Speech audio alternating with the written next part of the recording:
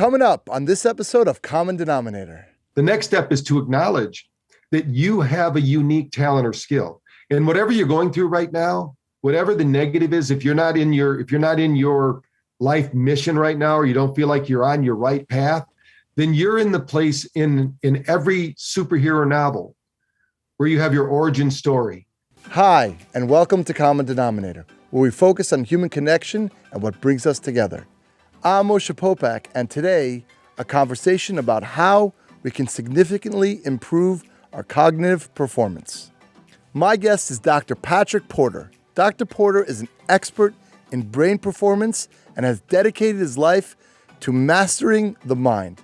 He's been on the cutting edge of brainwave entertainment technology for over 30 years, and his latest invention, BrainTap, uses light and sound to help people achieve brain fitness, overcome stress, lose weight, stop smoking, manage pain, and sleep better. Before we play the interview, a quick reminder that if you like the show, please subscribe and follow me on social media at @mpopack. Now, here's my conversation with Dr. Porter. Enjoy. Hi, Dr. Porter. Hello. Welcome to the show. I'm really super excited to talk to you today because I'm a huge fan of the brain being the foundation of everything we are as humans. But one of the things that you study a lot about is neuroplasticity. Let's define what that means. Right. Think about neuroplasticity as the brain's capacity to do work. And this is based on energy. So they used to think the brain was fixed, that it wouldn't change. If you were born a carpenter, you'd always be a carpenter. If you were a lawyer, you'd always be a lawyer. What they know is the plastic part of it is that we can remold it there's a lot of different reasons, but it could be epigenetics, meaning your environment will change it, your mood, your attitude. Everything you do every day is literally changing the brain at the rate of every 40 seconds. Every genetic pair is being changed, literally. So this is the plastic, not only of the brain, but of the whole nervous system. So when you think about who we are and what we are, we're very much in flux all the time. So maybe I think about positive reinforcement, that positive self-talk, just kind of like a theory in my mind, to be able to more statistically be able to accomplish certain goals. So imagine you just constantly, like I've seen that, like constantly telling yourself, and then because of this plasticity of the brain, and then eventually it might actually manifest, more probable than not. Is that something that's possible? Oh, yeah. I mean, here's a couple facts that maybe the listeners don't know. We take in 2,000 pieces of information through our vision every second, 25,000 pieces of information through our hearing. Now, we only process 40 pieces of information. Wow. So what is all that other information we have available? When you talk about success or failure, what are you seeing or not seeing in your perceptual world? Because our brain literally our eyes feed our brain 10 million messages every second. So how's that possible? It's because we're making it up. We're making up everything. In fact, neuroscientists would tell you that we render 80% of our reality every second, which means we can't keep up at the speed that we change our lives by what we see, hear, experience, or perceive in our world. We're actually manifesting it differently. Just as far as opportunity goes, we've all had the experience where we walk out to the kitchen, we say, "Where's the salt shaker?" And our spouse or whatever says, "It's right there on the counter." We say, "No, it's not," or the ketchup in the refrigerator, whatever it is. And then they walk out right behind us and it's right there in front of our vision, but we didn't see it. In psychology, they call this a stigmata, which means that basically after the Bible quote where it says, "You can't see the sin in another with a stick in your eye." But the reality is that we don't see all of reality all the time. So opportunities present themselves all the time. So if you're talking to yourself, what Bruce Lipton says is, speaking, our communication changes 2,300 gene expressions. So who we show up as is actually a byproduct of our physiology, which means, are we positive? Are we negative? A negative person literally shuts down synaptic firing. There's something called neural pruning. So we're talking about neuroplasticity, but a negative person literally is unwiring their brain on a daily basis because they have to limit their capacity to live in an infinite field of possibility. Somebody who's an optimistic, somebody who's like, let's say, recites their goals every morning with gratitude and appreciation, they actually set up a field of energy that can be measured now. I mean, we have a magnetic field that our heart presents at about 8 feet around us. So when we talk about the brain, our listeners have to remember there are 3 brains in the body. The most important brain is not the one between your ears. The most important brain is the one in your heart. 40,000 neutrino cells. This is a heart brain. And that's why there's more heart attacks on Monday morning than any other day of the week, is because people don't have their heart in their job. Now, the second brain really is your gut brain. Right. And that brain controls all your physiology. So if you don't have good gut brain access, most people focus all their attention on the 3-pound brain between our ears, which is important. But the reality is that's almost like a Google tablet. It basically transmits and receives information. And if it's functioning properly, will mitigate or manage our psychology and our physiology. But the reality is these 3 need to be coherent. I think that's amazing, because through my own personal journey, like one of our main brand is #positivity. And I always came to that conclusion that I want to go back to the core of how I present myself, and how we all should, in a way, present ourselves. You talk about with gratitude, with that positive thought, that probable idea first. Otherwise, you're shutting down. It's amazing that science is now, and it's being institutionalized in a way that you start off with that gratitude. And I'm sure if you measure the results from a practical perspective in humans' lives, their lives are so much more abundant in reality. So it starts from that thought. I'm sure you're seeing that in your field. Right. Yeah, we've scanned about 30,000 brains over the last 10 years. Technology's really come a long way. It's pretty fascinating. What we find is those people with a positive attitude, like your #positivity, actually score sometimes 60 to 70% higher energy. We can measure this now with something we have called the neurocheck. And we can measure the nervous system and the energy across the system through the meridians. And so, what used to be what we used to call metaphysical stuff, where people would just think it was hocus pocus. Now science is proving that it's not hocus pocus anymore. When you look at neuroscience, it almost sounds like we're reading the Vedas or something, some ancient scripture, because they're talking about the interaction of cellular activity at a basically electron level, how our thoughts manifest into the things or magnetize the things we want in the world around us. So if someone, I'm just thinking about this like in this way, if someone wants to get to that point, and then we'll talk about your invention with the Brain Tap app, but how could someone intentionally kind of rewire their brain? Because again, that's their foundation. Yeah. The first thing to do, really, because I was brought up Catholic, so my upbringing was pretty negative. They were telling us always what not to do, and in being a good kid, I did everything they told me not to do. Sure. The reality is that we have to reframe our past. In my book, Awaken the Genius, I have a chapter how I was blessed to be the son of an alcoholic, because it doesn't do me any good to stand up and say, "Poor me, my dad was an alcoholic. You should take care of me." We can either be the victor or the victim. We can't be both.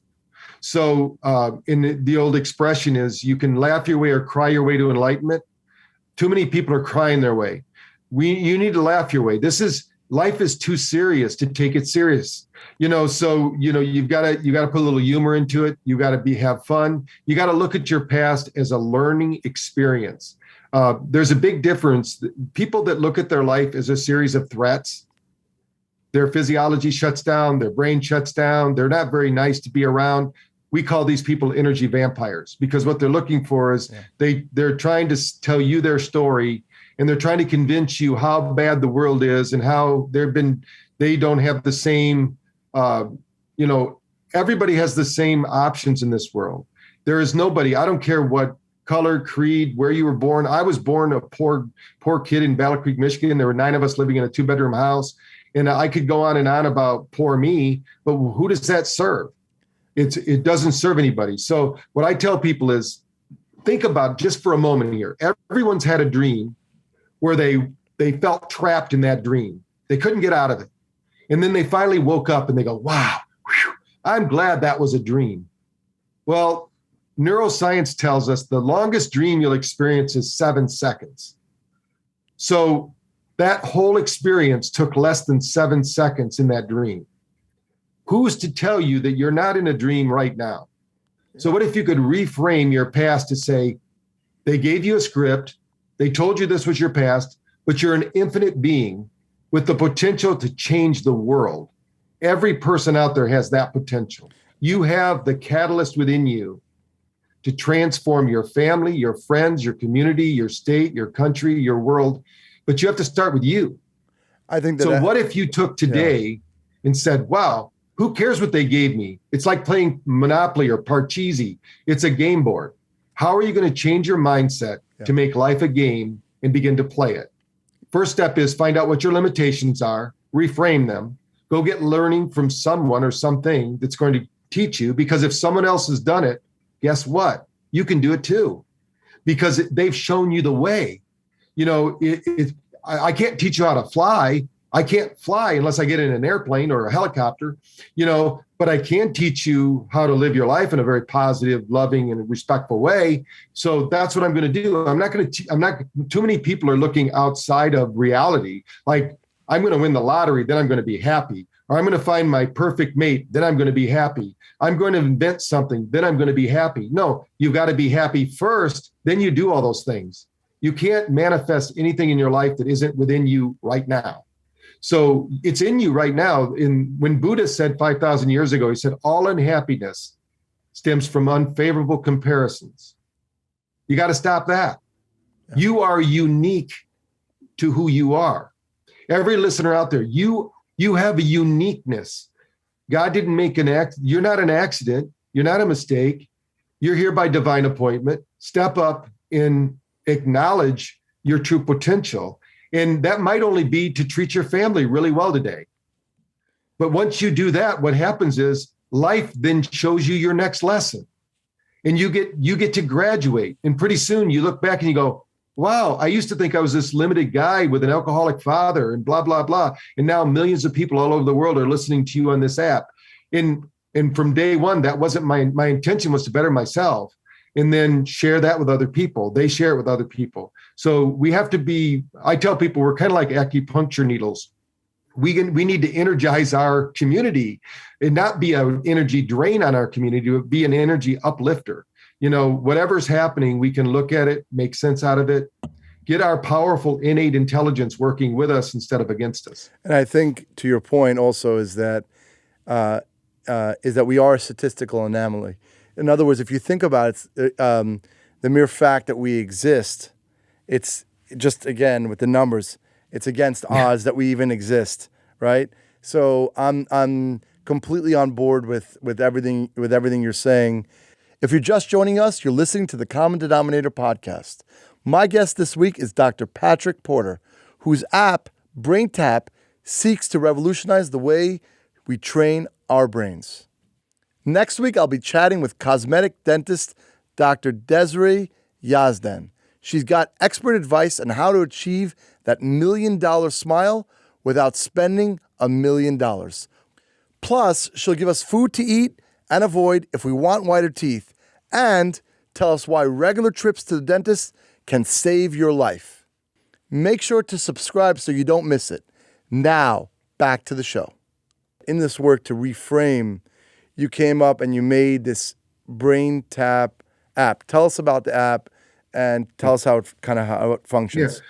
Well, in my background of working in the world of psychology, of course, working with people with addictions and things, one thing I noticed, first of all, is people identify with their negatives. You know, like people stand up at meetings all over the world right now and say, I'm an alcoholic. The reality is the number one law of psychology states you can't be a behavior. So why would you stand up and say that? You can't handle alcohol. Nobody can. I mean, even those race car drivers, if they have 2 drinks, they can't drive as well. So the reality is that those are things everybody should work on. But what I did was I thought, when I'm working with people, what are the main limitations people have to their thinking and the roadblocks to their excellence? Because everyone has genius within them. And there's a misnomer. Genius in Roman mythology said, Everybody has these guides or teachers that help them through their life. If you use your guidance, then you are a genius. If you don't, then they called them genies, actually, that they would bring these creative ideas and these talents and skills.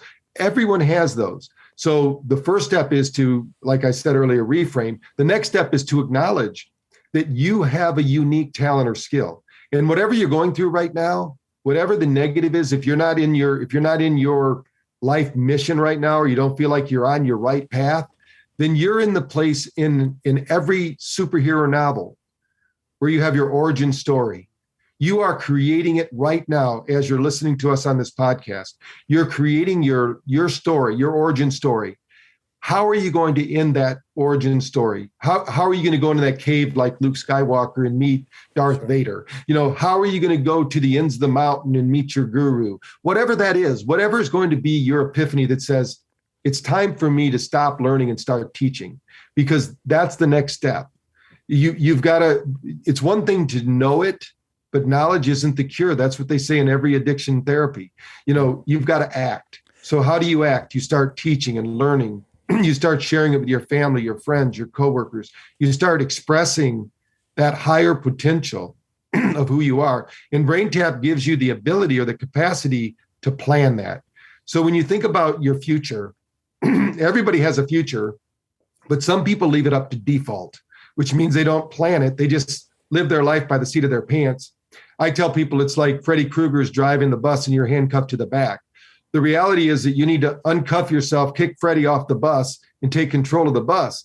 And what happens is there's 3 times a day when you can do this for brain fitness.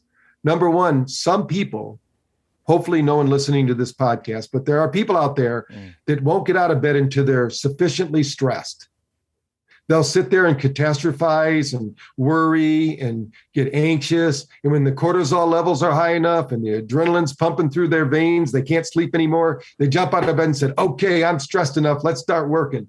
And there are other people that lay in bed and they think about how grateful they are to be in a great relationship. They love their job. They love their children. They love their country. Whatever it is, they think about all those positive things. Now, in order to live your best life now, you want to be the one that's in gratitude.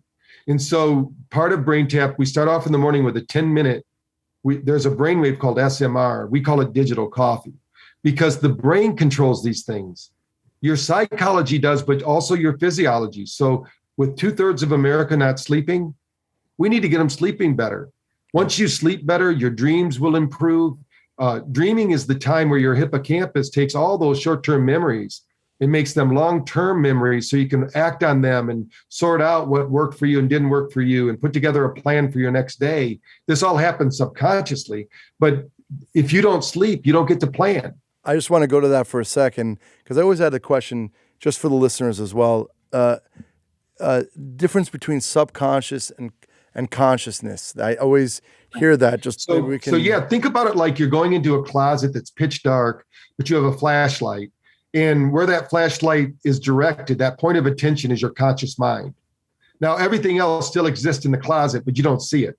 Like your heartbeat, like your breathing, like the changing of the 50 million cells per second, like blinking 20,000 times a day, like swallowing over 30,000 times a day. All of these things are done with your subconscious. It's kind of like a program, if you will. It's like a computer system. And I've read some about kind of merging the subconscious with the consciousness. How is there, maybe through BrainTap or other ways, to become, I guess, deeply more self-aware or self-aware with your environment? Are there mechanisms to do that? Yeah, what we teach is when you go into your heart space and you do a meditation, we have a lot of these on BrainTap where you go in with some breathing techniques and you focus on your heart. The world seems to slow down. And that's what needs to happen, number one, because we live in a sensory-based world that's just everything's coming at us way too fast. And our brain has to process every pixel, every sound, every process. And so when we sit in that quietness, whether using BrainTap or your own breathing techniques, your own meditation, some way you've got to slow everything down. When you slow everything down, you engage a brainwave of alpha and theta. These are the intuitive and the inventive brain waves that help us. And by the way, when you're in deep theta, you trigger a neurotransmitter called GABA. GABA is the precursor to DMT. So when we've done studies with people with plant-based medicines and brain tap, we found that we can trigger those same kind of scenarios, but within your brain without using the plant-based medicine, because it's all reactionary. So our brain is designed to take us outside of our current stress situation to a problem. So what's happening here is when we slow down everything and we go to the solution to the problem, we don't focus on the problem, our creative mind will take over. And a lot of people think when they meditate, they're not supposed to be thinking. There is a state of non-thinking, but that takes a long time to master. What most people can experience and get great benefit from is just slow down everything and go through your thoughts. Most people don't realize the way we talk to ourselves. If we talk to our family and friends like that, we wouldn't have any friends or family. They would, we talk to ourselves as if we're a slave instead of the master. And so that's part of it. I know you mentioned growing up Catholic. I myself grew up, I'm Jewish. And we have this idea of thou shalt love the fellow like they love thyself. Same thing in the Catholic religion. And I always think about it like this, to exactly your point. It's how can you love somebody else if you don't love yourself, right? And all that comes from the self-talk. If you're telling yourself all the negative talk, then that, like you're saying, they're proving it in science. That's who you become, and that's how you emanate. And who wants to be around that kind of negative vibration? We're frequency and vibration. That's what we are.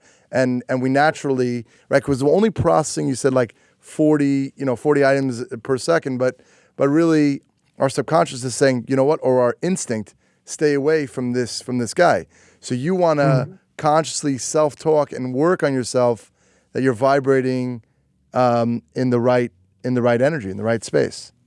Right. You can literally measure a high vibrational thought like love, gratitude, and peace over anger, resentment, and stress. I mean, when Buddha said 5,000 years ago, he who angers you conquers you, medical science has proven this correct.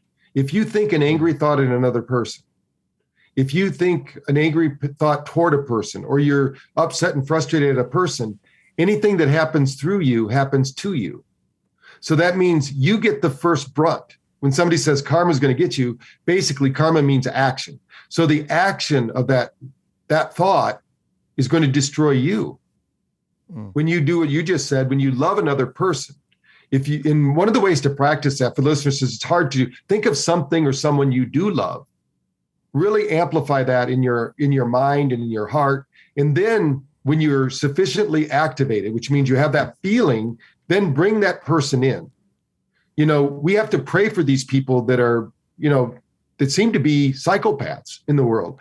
We have to pray for them because or just project energy to them that's positive, because whatever's going on that's running the greed of the planet, we can disrupt that with love and harmony. They've proven that in these events where they've actually prayed for peace in different cities, and they brought down crime. They statistically brought down crime by doing that. So our thoughts are more than just, a lot of people think, well, my thoughts aren't doing anything. But what if we had 30,000 people thinking like that, or a billion people thinking like that?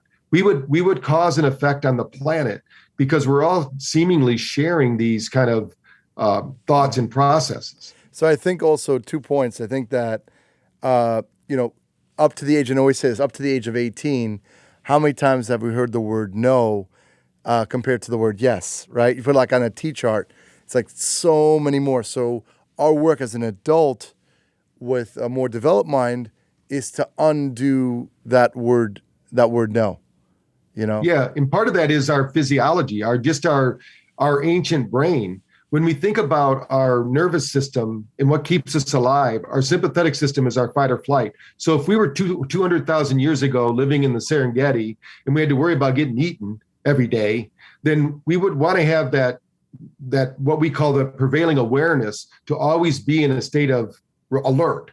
Yeah. Now, in our day and age today, we don't want to be always in that ready alert, that over-aroused, super stressed. We call it special forces brain because a lot of people, because of PTSD, post-traumatic stress disorder, and it doesn't, you don't have to be in the military for that anymore. Everyone went through it in 2020. We had this uncertainty factor that happened. So we need to heal our brains, and we do that through our heart. So we have to do it in a way that is coherent. It can't just be lip service. In other words, you've got to do it. You've got to sit down and really have an experience. And that's where brain tap comes in, because most people can't get that experience. They can't get out of their own head. They can't get out of their own thoughts and in our upbringing. The reality is that we've all been hoodwinked. We've been told we're these limited beings that are subject to death and remorse and pain and suffering. And the reality is that those are options. They're not choices. So, I mean, they're choices and options, but it's not your destiny. There's no virtue in suffering.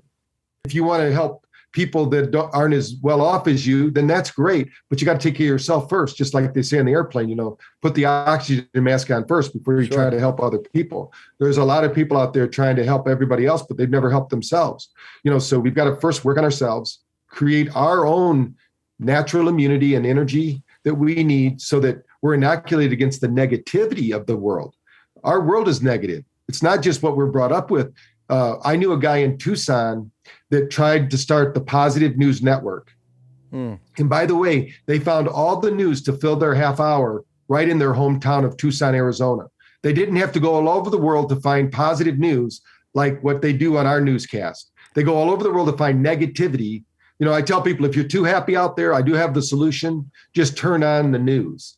And you're going to be depressed in less than 5 minutes. So I'll tell you, because they're going to show you something that's in a city or a country so far away from you, can't do anything about it. There's such pain and suffering. But the reality is right today, in the city you're in right now, listening to us, there is more good going on in that city right now than there is negative, but we don't focus on it in the news. So we have to do that. We have to take that role as individuals. We have to look at the positives and have conversations at the dinner table about what's positive in our world. What are you doing to support your fellow man? How are we creating a better community of people? That's what's going to transform the world, not the news. The news is just, they're trying to sell tickets to a catastrophe. And I love that because one of my other passion projects is actually, we do have a positive newsletter only about positive news. So we actually have that. And I'd love to connect with your friend from Tucson. That would be tremendously appreciated. That's I did. That's really cool. That's really cool to hear. I just had a question. A little while ago, my son was riding a bike. He fell on his head, got a concussion, and I'm just thinking, with we use hyperbaric machine, and there's not much you can do about a concussion. But for instance, would your Brain Tap app help for someone with a concussion? Yeah, if you go to braintapresearch.com, you'll see we have a study there with concussions where we did a school in Gaylord, Michigan. Actually, every student that had a concussion during the year 2020, so there wasn't a lot going on that year, so there wasn't that many concussions, but every other concussion, at the end of their treatment protocol, they did Brain Tap. That's it. Just every day that they had therapy, which was 3 times a week for their concussion, at the end of that, half the group did Brain Tap. At the end of a year after their treatment, we did neurological testing with that group. And what we did was we tested all neurological markers. We were between 30 and 70% neurological improvement with those who used Brain Tap over those that didn't a year later. So when we talk about brain fitness, we're talking about making a change. Now, how does that work for concussions? Number one, a concussion is a hematoma or a bruise to the brain. So what happens is we got to get those toxins out. That blood is coagulated and created. And what the brain is so sophisticated, it will rewire itself around that mess. And it'll stay there for years. It could stay there your whole life if you don't get that bad blood out of there. So we have to get the person sleeping well so they can get into level 4 sleep so they can detoxify. This triggers something called the glial lymphomic system, which is the lymph system of the brain. Think of it as the trash man. So it's going to take out the trash. But also what light therapy does, our helmet that we have, our goggles, we're going to bring in vasodilation, blood flow, and circulation. This means we're going to make microcirculation to that injury. We actually have one report that shows a 30% blood flow improvement to areas of damage in just 6 weeks. So you need to handle the crisis, which is going on. You need to get the toxins out, get the nutrients in. Our brain can heal at any age, folks. We've had people that had concussions that they experienced 20 years earlier that found that they could, because the brain is plastic, like we started this whole conversation. You have this neuroplastic brain. And really who we are today is how we remodel after our childhood, because the average person fell down about 4,000 times as a child. And of course, at that age, we have a lot of stem cells. We have a lot of rehabilitation activity in our brain and bodies. So we reformatted our brain and activity, and those that came out okay, but everybody has a traumatic brain injury at some point, and how we manage that then as we get older is when it affects us. There's no lucky to get a concussion, but getting it at 5, if he gets the right therapy, gets the right nutrients to the brain and relaxes and hydrates, he should be fine. I mean, he should be able to recover fully. So I know, thank you for that. And I know that you've done a lot of research in many different topics of the brain. What is one research project that really stands out in your mind, that really kind of blew your mind?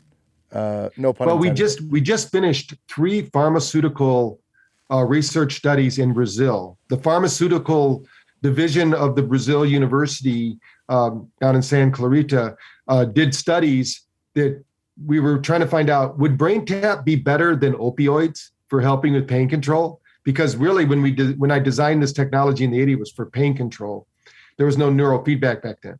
Well, that statistically just finished, and we beat opioids in 3 different pharmaceutical research programs, which means that over time, brain tap worked better to control and mitigate pain than even opioids. And this is because our brain has opioid receptors. Now, when that study comes out, which is going to be published here very soon, we have some students working on publishing that. The Brazilian government is looking at how they can fund getting people in Brazil the brain tap instead of opioids, because we all know opioids are damaging to the body. I mean, they might be good for short-term use, but they're so addictive, people get hooked on them. So that's the one that blew my mind. And I thought it would do better, but I had no idea. The reason we did 3, by the way, people ask, is that's the way drug studies do it, because they're hoping that one will work. Right. All 3 of ours proved significance that we were better than, and this was done by not only by testing quality of life and Pittsburgh sleep studies, things like that, but we did actual neurological markers, blood draws, everything you would do with a pharmaceutical research project. So we're going to have all that data, and that kind of really blew me away. That's really amazing. I mean, also just take a step back. I mean, look at all the news about like Oxycontin, and it comes from the poppies, the same poppies that you use in heroin, right? Just logically, if you have a healthy, natural alternative that'll get you the results, wouldn't you want to do that? Would you have any practical tips to keep people focused throughout the day? Yeah, there's 3 times during the day that we recommend this. And in the morning, I mentioned earlier in the show, but what you can do if you don't have the brain tap is you want to do maybe some cyclic breathing. They call it triangle breathing, like breathe into the count of 4, hold it to the count of 8, breathe out to the count of 8. This is going to activate that SMR brainwave. We actually had a publication that we showed that you can match the frontal lobes and help with dementia. That's something you can do, breath work. And then if you can do some kind of movement therapy right away in the morning, because most people aren't moving their nervous system. They say setting is the new smoking. So Tai Chi, yoga, dance, something like that during the day. In the afternoon, when your temperature drops, every person on Earth, your temperature drops 2 degrees around 2 o'clock, wherever you're at on the planet. This is part of our physiology. It increases 2 degrees at night. That's why people wake up around 2 or 3 at night. But in the afternoon, when that happens, instead of reaching for that candy bar or that coffee or tea, again, maybe do something what they call the breath of fire. And they can look these up on YouTube. It's a rapid breath. But once you do that, it oxygenates the system, because what's really happening is we either need to take a power nap, something at that time, do some we got to get energy into the system. And then at night, I think everyone should be practicing some form of neurological exercise, which is a 4-8 breath. So you breathe into the count of 4, breathe out to the count of 8. And this is going to exercise your nervous system before sleep. If you do those 3, then you're going to build capacity. And that's what we need to really handle stress during the day is capacity. Nobody can take away stress. There's no such thing as a stress elimination lifestyle, unless you live on, with Gilligan on Gilligan's Island and your only choice is Marianne and Ginger. You're going to have to live with stress. And the problem isn't stress. The problem is our capacity to handle it. And we've got to offload that stress in a healthy way. So that's where exercise, at least 3 times, heavy weight exercise, work those muscles exercise, and then walking every day. The Amish walk 20,000 steps a day, but our nervous system is actually designed to walk 6 miles a day. And I ask all the guests this, and if you would think of the number one thing that you're grateful for, what would you say that is? The number one thing I'm grateful for in my life is my wife, probably, mainly because, when we met 33 years ago, I was in business, but I really didn't have the focus in the determination because I was single and I just was kind of doing whatever. And she really helped me to stay focused. And she's really like my right hand. She does all the things I don't do very well, but then that extends into my whole family and then my faith. I mean, I think that all those things are really, every morning before I leave the bed, I'm thankful for also, of course, every person that I'm pretty much every day I'm thankful because, the universe or God or whatever you want to call it, always puts me seemingly in the right place, the right time, speaking to incredibly brilliant people. That's amazing because they always say right behind every great man is even a greater woman, right? Mm-hmm. That's always how it goes. And just a quirky question. What's something that nobody knows about you? Probably that I'm a really good pool player. That my bad boy background, when somebody gets to know me and they come to the house, they play me in pool. My wife's uncle said I must have had a misspent youth, but I used to be a lot better, but I'm pretty good, and I can do a lot of trick shots and stuff. So I have most people don't know that I do actually have fun and I like games. I'm a Leo. So they say that's what Leos like. So, and I love sports, but pool specifically. Yeah, I enjoy that too. I got the kids. We got a little pool and a lot of little foosball, and it's a lot of fun. It's a lot of fun. First of all, it's been really informative and really great speaking with you, Dr. Porter. How can the listeners follow you on social and get the Brain Tap app as well?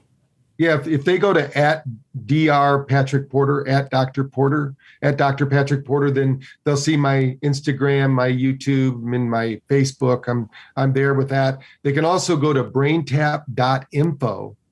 If they go there, they can download our app for 15-day trial, no credit card necessary, and they can get a copy of my book, Thrive in Overdrive. And regardless of what they do, they get to keep the book. It's a full book like you'd buy at Amazon. They can read it on their readers, either on their phones or on their tablets or their computers. It'll come to them as a PDF. And hopefully that will help understand that even in this overloaded lifestyle we live in, you can take 15, 20 minutes out of your day and really reset your physiology so you can have a better psychological experience. Well, thank you so much, Dr. Porter. It's really been great. Thank you. Okay, thank you. Thanks so much. Hope you enjoyed my conversation with Dr. Patrick Porter. Next week, I'll speak with cosmetic dentist Dr. Desiree Yazdan. She'll tell us why even if you're self-conscious about your smile and you're convinced there's no way to fix it, the solution just might be a lot easier than you think. Please subscribe to the show so you don't miss an episode and follow me on social media @MPopack. Have a great day, and I'll talk to you soon.